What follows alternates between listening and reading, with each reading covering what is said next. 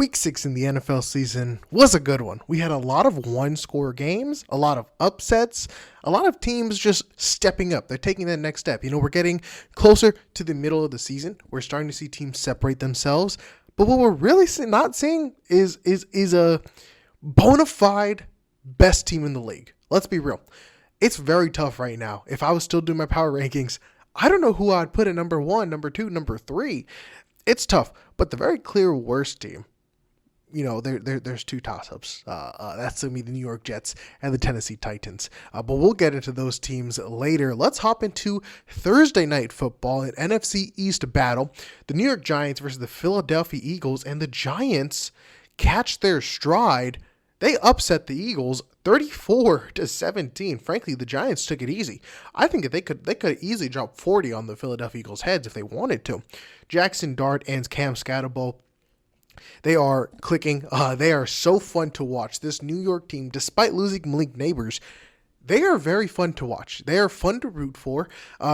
Since they've started Jackson Dart, the entire offense just looks a lot better. You would think with Russell Wilson and a vet there, maybe the offense moves a little bit more, but no, total opposite. Jackson Dart and his running ability especially has just given another layer to this offense, and you can see the love from Brian Dable. You can see Jackson Dart having fun out there. You can see his teammates embracing him. So that is great. Their defense, obviously, they've got, Abdul Carter, who's looked pretty solid, Brian Burns, Kayvon Thibodeau, and then Bobby Okereke in that linebacking room. The secondary could use some help. The Giants, they're not going to be cerebral contenders this year. They're 2-4, but the foundation is there without a doubt. Now, I still have some question marks about Jackson Dart, but hey, he's only played 3 weeks as a starter.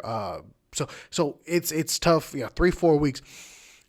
I don't want to crown him as the king of New York just quite yet, but the foundation is there, and his problems are going to be very easy to iron out. So I think that New York, man, next year, this could be a big offseason for New York, depending on the moves that they make.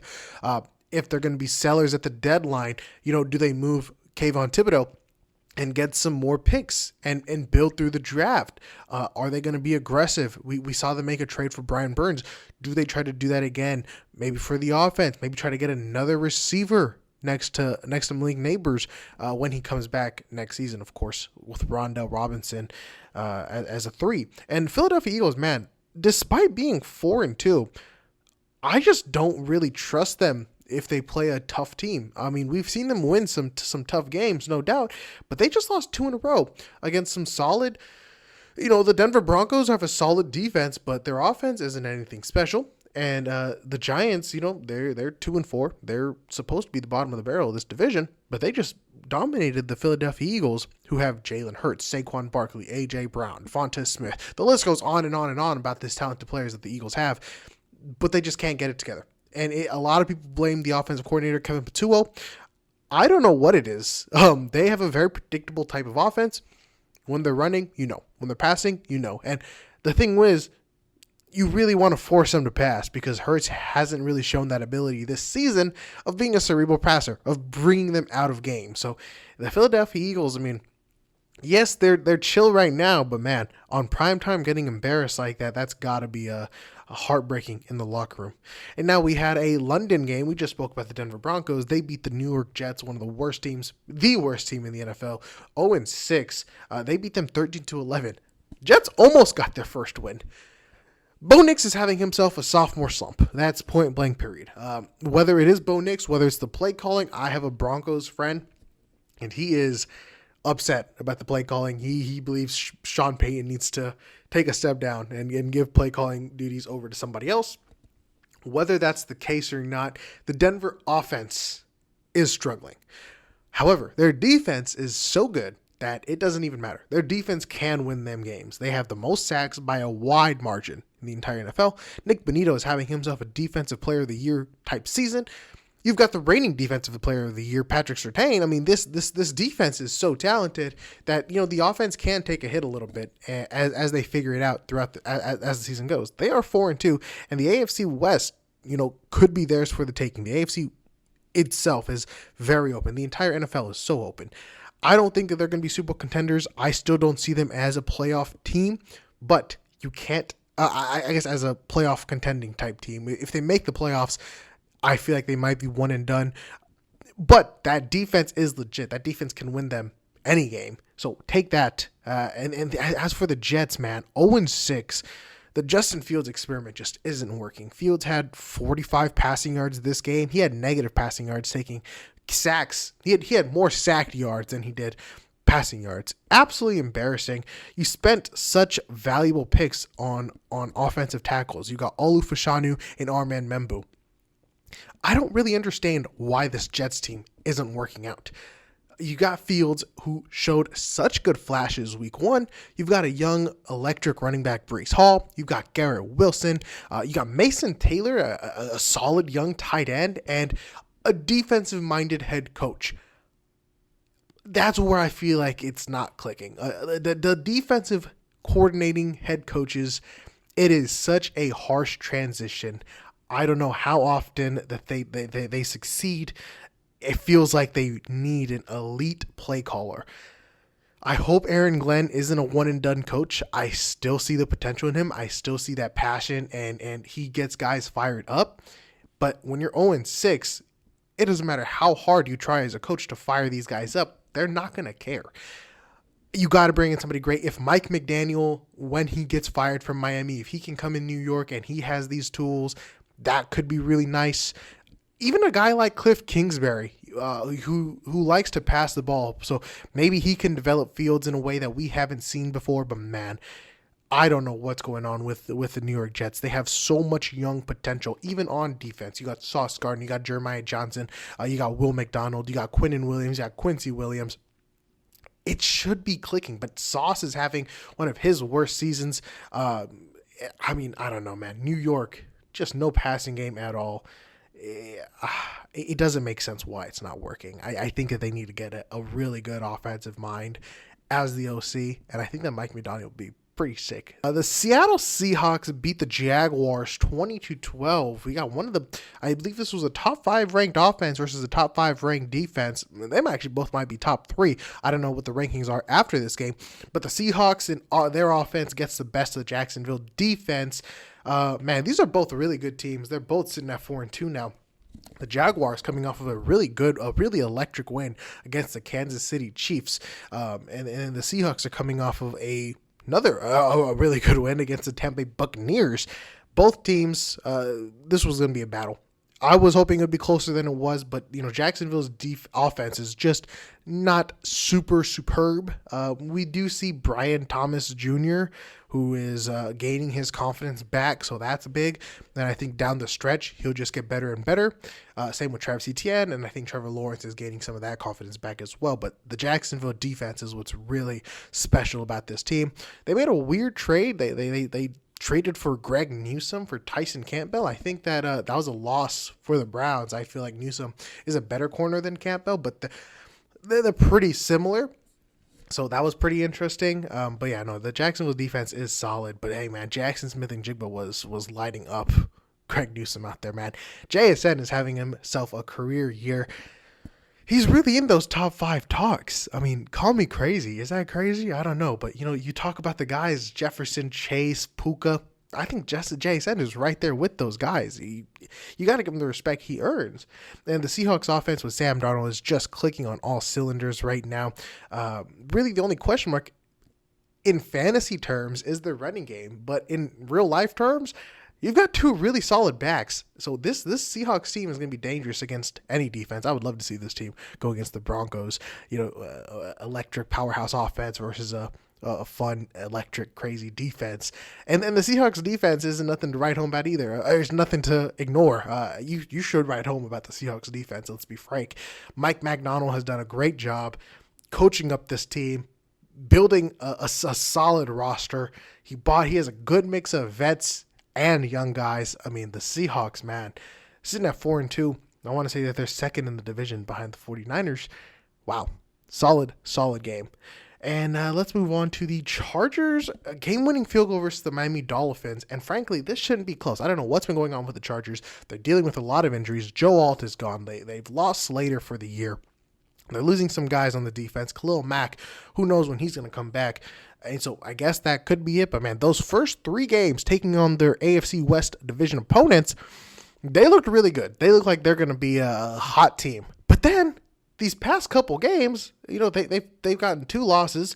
They lost against the Giants, and then they just beat the Dolphins by the chin of their hair, or by the hair of their chin. I feel like it shouldn't have came down a game-winning field goal. The Dolphins are a mess this season, and they should be a guy that the Chargers should have beat up on. Hey, ultimately a win is a win. But yeah, getting the win 29-27. I don't know what's been going on with the Chargers struggling versus these non-division opponents, but I still do think that they're going to be good in the long run. I want to say that they're winning their division right now, but I'm not 100% sure. Justin Herbert has been having himself a heck of a season. He had himself 2 touchdowns. Marion Hampton is hurt. I forgot about that. So you've got Vidal and Haskins kind of rotating. Vidal is getting most of the carry.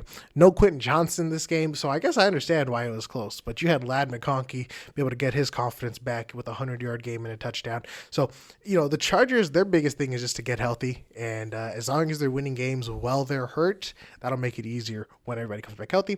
The Miami Dolphins, they're probably going to be blowing it up. Tua, I don't know what they're going to do with that big contract. Mike McDonald is probably on his way out. You just need to totally rebuild that roster. So we'll see how that goes about for them.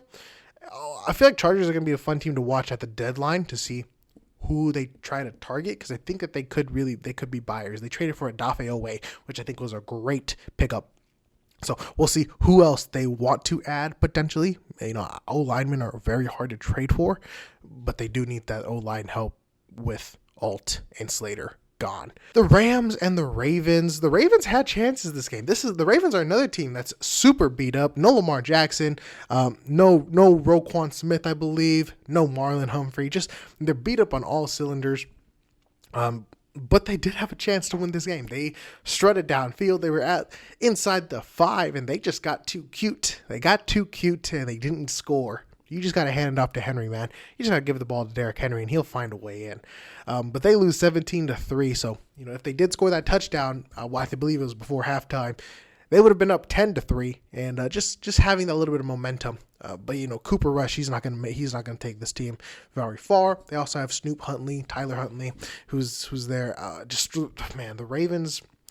It sucks to see such a talented team lose so much potential because of injuries. They're 1-5 now. If they lose like 2 or 3 more games, their playoffs hopes could be out the door. Some people might write them off now. We'll see how soon they can get healthy, but they need a lot of things. They don't control their own destiny at this point. They need things to go their way. They need the division to crumble, which, to be frank, the Steelers, you can take them down. They could fall apart. The Bengals have fallen apart. And then the Browns, they ain't gonna win that division, buddy. So really, you're competing with the Steelers. If they can get healthy in time, the Ravens could sneak into the playoffs. It just seems like it's not going to be likely. They're just so beat up. And the Rams, they started a little slow, but man, they are still dominant. Puka Nacua is having a heck of a year. Unfortunately, he did get injured, but he should be back in, I believe, 2 or 3 weeks' time. Matthew Stafford is turning back the clock. The Rams do look like a very nice team in the NFC with how open the NFC is. They could definitely find their way into the bowl come February. The Colts are having themselves an insane run. They're sitting at 5-1. And, it wouldn't be crazy to say that they're the best team in the league, but they beat the Cardinals, who are just a sinking ship. The game was a little closer than some might expect, 31-27. Arizona, man, another team that's kind of beat up. They lost James Conner. They lost Trey Benson. Kyler Murray wasn't playing this game. Jacoby Brissett gets the start. But, I don't think they were ever going to be close to contenders this season at least. But the Colts, man, who would have expected this type of run for them? Jonathan Taylor is making a name for himself back into the Offensive Player of the Year run. You'll love to see it after some down years. Now he's back getting talked about in the spotlight. But the biggest guy, Daniel Jones, Danny Dimes, man, having himself a career resurgence, goes to the Giants, signs his big contract, doesn't play good. He gets cut. He's on the Vikings practice squad, I want to say, for a little bit. The Colts bring him in. Quarterback competition with Andy Richardson. And Daniel Jones just takes the reign and says, hey, man, we're going to go and win this thing. Why not? 5-1 in a relatively weak division.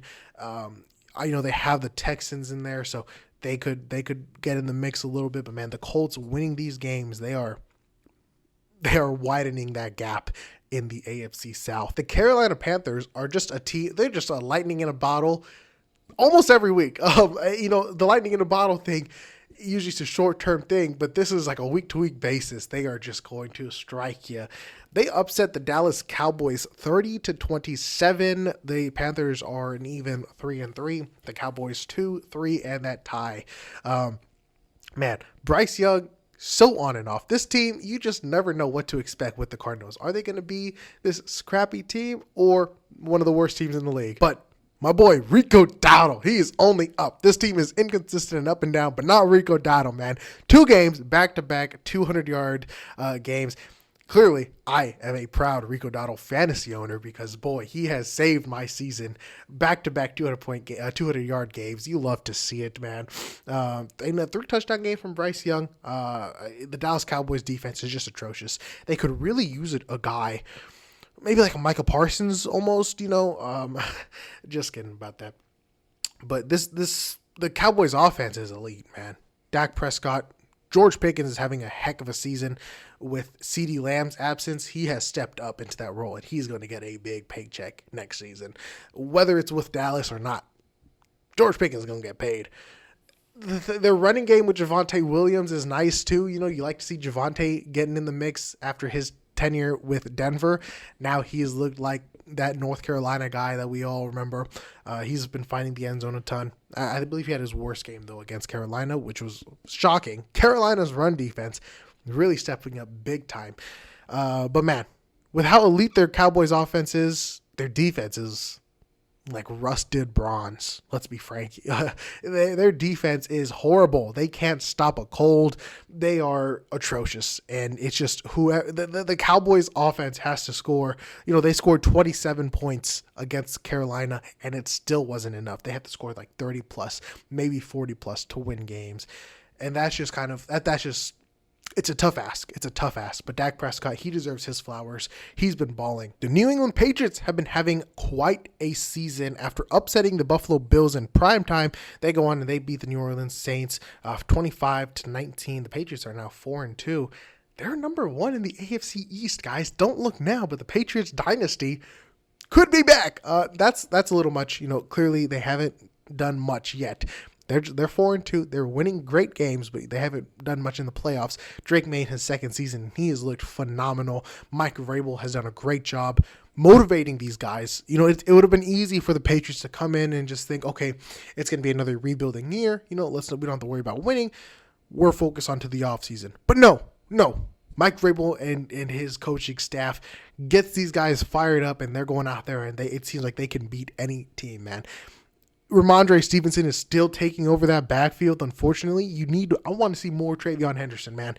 Henderson he got more yards than Ramondre Stevenson on less carries. And I think that's going to be a constant trend that we're going to see. Henderson is just going to be the more explosive back, give him more carries. And I want to see him more involved in the passing game as well. This team doesn't really have a cerebral receiver one. Yes, they have Stephon Diggs, they have Pop Douglas, and they have Kayshon Boutte. But I none of those guys are really going to strike fear in me. If they can make a trade at the deadline I don't know who's really going to be selling. You can call up Cincinnati, ask for T. Higgins again, If not, then I definitely expect them to be aggressive in the offseason to get a solid receiver one. A guy like George Pickens could be nasty. Pickens and Diggs, that could be really nice and fun to see. Moving on to the Saints, though, Spencer Rattler has straight up overachieved. He is playing a lot better than I think anybody expected. I think a lot of people might have thought Tyler Shuck would be in at this time. You spent a second-round pick on this guy, but now Rattler is saying, hey, this is my job, young buck. Get out of here. And it really seemed like the Saints, you're not really going to have to draft a quarterback in the first round and reach on a guy potentially. You can see what Rattler's got for one more year, building around him. Get him a receiver. Yes, you have Chris Olave, but you want to get another guy beside Olave, right? You want to build him an actual defense and work on the offensive line. See what Rattler's got potentially.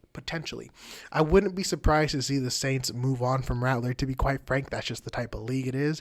But if Rattler finds himself somewhere else, maybe New York next year, if they want to move on from Fields, that could be a solid acquisition. But Spencer Rattler is not the problem, and he's not the reason the Saints are 1-5. The Pittsburgh Steelers, they beat the Browns 23-9. Not much to say here. The Steelers, they're the Steelers. They're 4-1. I think it'll start equaling out. I'm really not moved by Pittsburgh. I don't really see them as potential Super Bowl contenders, but Aaron Rodgers has been playing well. You gotta tip the cap to him. He has changed this offense. Rodgers and Metcalf, they're starting to build that chemistry. They're starting to build that connection. And Jaylen Warren too. He's made a name for himself in this offense. He's found a role. He's doing some great things, and so that's pretty cool to watch. And their defense is always solid with T.J. Watt, with Alex Highsmith. They traded away Minkah Fitzpatrick, and frankly, it feels like it hasn't really lost a step. So the Steelers, they're the Steelers. Not much to talk about there. The Cleveland Browns, they're 1-5. They traded away Joe Flacco, so they're committing to the young quarterbacks. Right now, we've only seen Dylan Gabriel, and you had him throwing like 50-something times, and he still didn't put up that many yards. How many yards did Dylan Gabriel put up? Let's see. He put up 221 yards on 52 throws. If you're throwing 50 times, you want to see 300 plus, and he didn't even find the end zone. Quinshon Judkins is their most electric player on offense, and against a good defense, he only had 36 yards. So take that as you will. I think that Cleveland has to start Shedeur Sanders sooner or later. I just think he'll bring that spark. You want to at least see what he's got. You can only hold a grudge for so long, and clearly Dylan Gabriel isn't going to be the answer. You might as well see what Sanders got in place. It's reached a point here where the Browns defense, can't win games for this team anymore. The offense is too bad. The Browns defense is always solid, and they were having to hang in there and make enough stops for their offense to score, but now their offense can't score enough points. The defense can only do so much. The Raiders beat the Titans 20-10, but frankly, I'm still like, this is a whatever win. This was a bad team beating a worse team. The Raiders, they're just bad, man. Geno Smith has regressed. He is not that good outside of Seattle. Even in Seattle, he wasn't that good. Let's be quite frank. He's averaging almost like 2 interceptions a game. It is bad stuff. Genty is cool though. They have young guys to build around. Genty, Brock Bowers, Jacoby Myers is a nice receiver to have in the room. If they had a better quarterback, this could be a solid team. Unfortunately, that's not the case here, and they're sitting at 2-4. The Tennessee Titans, they fired Brian Callahan finally, and now I think we can hopefully see some more flashes out of Cam Ward, because he's shown some incredible throws, some incredible ball placement. Get him a cerebral receiver one, and I feel like that could be the case. There's some good receivers in this draft class, and so I'm going to be excited to see this team build around Cam Ward for the future. They invested so much into this offensive line, and you haven't really gotten that investment back. So we'll see how they want to move around that, because it is pretty expensive. They've got like some vets. They've got Dan Moore, left tackle, who they paid a big bag to. They've got Kevin Zeitler, Lloyd Cushenberry. I don't really see how their offense can improve in one offseason, but they're there. They have Cam Ward has endless potential. Let's be kind. He has it. And then on the defensive side of the ball, a lot of holes there. You signed L'Jarius Sneed to a big contract, haven't gotten those dividends back. You've got Jeffrey Simmons on the D-line. He wreaks havoc. Arden Key is a solid pass rusher, but Titans, they're still far from being competent, but at least Cam Ward is a good piece to build around. The quarterback position is dealt with. You've just got to give him some pieces and a good head coach. We'll see how that goes around. Who's going to be in the head coaching cycle? We'll see how that goes. The Tampa Bay Buccaneers beat the 49ers 30-19. Baker MVP. This is an MVP type game for Baker Mayfield, man. He had himself quite a game. He had a ridiculous third and 14. He takes the snap. He's looking. Nothing's open. The pocket's collapsed. He gets out of there, and He moseys his way for the first down. That was pretty ridiculous. And then a couple plays later, he finds Tez Johnson downfield. Yes, he's out there throwing to Tez Johnson, Sterling Shepard, because all his receivers are out. Both of these teams are extremely banged up. Baker Mayfield's Mike Evans, Chris Godwin, and Emeka Buka got injured. So they are beat up. And a lot of their interior line. And a lot of pieces on defense. The 49ers, though, they might be a little more injured. No Brock Purdy. Christian McCaffrey, he's the healthiest guy on their offense, it feels. No Ricky Pearsall. Juwan Jennings is playing with some broken ribs, he says. No George Kittle. And then on defensively, no Nick Bosa. And of course, the biggest story of this game, it felt like Fred Warner breaking and dislocating his ankle. He's out for the rest of the season. Just heartbreaking. I'm a Niner fan, and that was absolutely gutting. Frankly, it hurt more losing Fred than losing the game. You would have loved to lose this game with Fred Warner still there. Man, that was heartbreaking. And so, yeah, now the Niners season, that could be, it's tough to play through 2 all-pro injuries on the defensive side of the football. We'll see what the Niners do. I hope that they're active through the trade deadline and they sign or they trade for a pass rusher, but you're not going to replace a guy like Fred.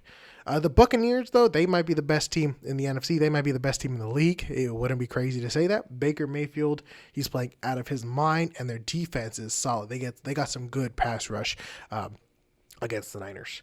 The Green Bay Packers beat the Bengals 27-18. Frankly, the Bengals, they had a chance. They could have won this game. Their defense is just not very good. Joe Flacco making his debut, and I guess the offense was a little bit more competent. Jamar Chase had a big game. He had a big touchdown. He hauled it in.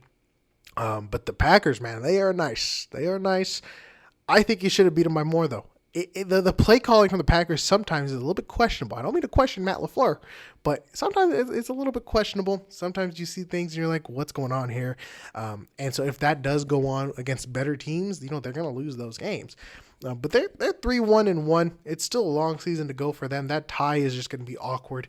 But that tie is holding them into, I believe, second place in the NFC. So there's how that tie has been benefiting them.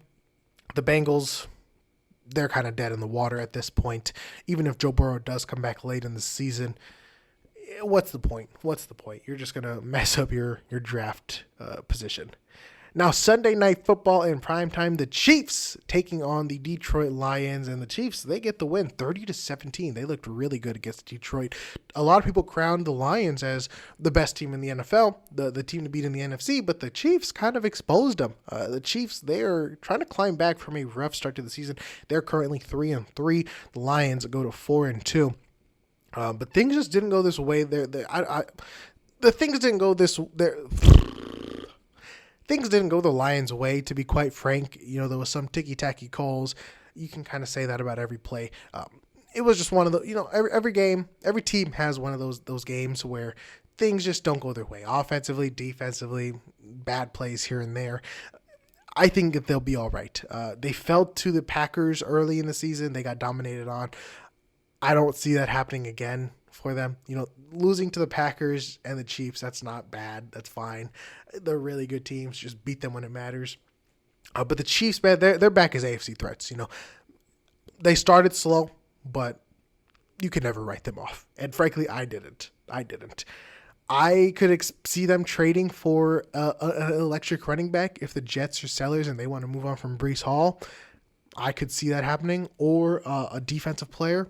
They could use some defensive help, pass rusher maybe. Chiefs they're going to make some sort of crazy trade, and they're going to be right back on track. I'm not even worried about the Chiefs at all. Now, folks, let's talk about the doubleheader Monday night games. First and foremost, how do y'all feel about the doubleheader Monday nights? I'm not a fan of it. I'm going to be honest. I like it when there's just one game on, one game to focus on, but money, let's be frank. But anyways, so the first game, we got the Falcons and the Buffalo Bills. The Falcons were off to a hot start. They got up, 14-0 on the Bills, and they just held that lead. They win 24 to the Bills 14. The Bills are still 4-2. They are still going to be a solid team. The Falcons now, they're 3-2. They're climbing their ranks in the NFC. The biggest question mark is, are the Bills not as good as we thought? or are the Falcons way better than we thought? The Falcons, this is a team that got blown out by the Carolina Panthers 30-0. That's a pretty significant loss. That's a big point differential. But man, it's just Michael Penix, Drake London, Bijan Robinson, they are clicking. They are clicking and they are fun to watch. They're doing some crazy stuff there. And frankly, it was just a bad game for Josh Allen. He threw 2 interceptions. The Bills, as always, they need receiver help. They don't. Keon Coleman, he's a great young player, but man, I don't know if he's a receiver 1 at this point. Khalil Shakir, not really a receiver 1. They need to make a trade. They need to pick up a strong guy. Maybe, again, a George Pickens or a T. Higgins. Those guys would really help Josh Allen out a ton. Now, the final game, folks, we have the Chicago Bears, the Washington Commanders, the first and second overall pick last year. Caleb Williams, Jaden Daniels, electric. And the game lived up to it. It came down to a game-winning field goal by Jake Moody, who struggled with the 49ers mightily. He missed a ton of kicks after an injury. He was like 50%. And it was harsh. But man, he came out there this game and he hit 4 field goals, one of them being the game winner. And the Bears get the win 25-24. The Bears now 3-2 and the Commanders 3-3. Just a fun game between 2 young guys, man. Jaden Daniels throwing for 3 touchdowns, excuse me. And you just love to see it. You love to see the young guys balling out. The Bears offense, it's starting to find its rhythm. Ben Johnson's influence is definitely being felt. I would love to see Luther Burden getting involved more. It seems like slowly, as the weeks go on, he's getting more and more involved, which I like to see. So that'll be nice. And obviously, Dunze is having himself quite a season. He had a touchdown called back. If he had that touchdown, he would have had a much better game. It should have counted, I think. The Commanders, their defense is just so spotty. They've got a lot of old guys, Von Miller, Bobby Wagner. And the young guys there, I like Trey Amos as a cornerback, but man, they need a couple pieces away. So if I would love to see them make a move come the trade deadline, trying to get a solid defensive player, because they just need some pieces on the defense. Offensively, Debo is having a nice little career resurgence. You've got Bill, Crosby, Merritt, and of course Jaden Daniels and Terry McLaurin when he gets back and healthy. So the Commanders, they've got some pieces. I wouldn't be too concerned about the offense, but yeah, their defense is going to lose them some games. So we'll see how it all plays out though in the playoffs. The playoffs are going to be fun, man. The league feels wide open and you love to see it as a fan. You love to see these close games. It was a heck of a week of football, a ton of 1-score games, folks. Hopefully week 7 is as fun as week 6. Frankly, these are the type of weeks you love as a fan. Folks, make sure you take a look at the description below where all my other social medias are. Leave a like and subscribe if you haven't. I truly appreciate the support. Leave a comment too. Why not? I love interacting with y'all down there. All right, folks, I will catch y'all next time. Take it easy. Peace out.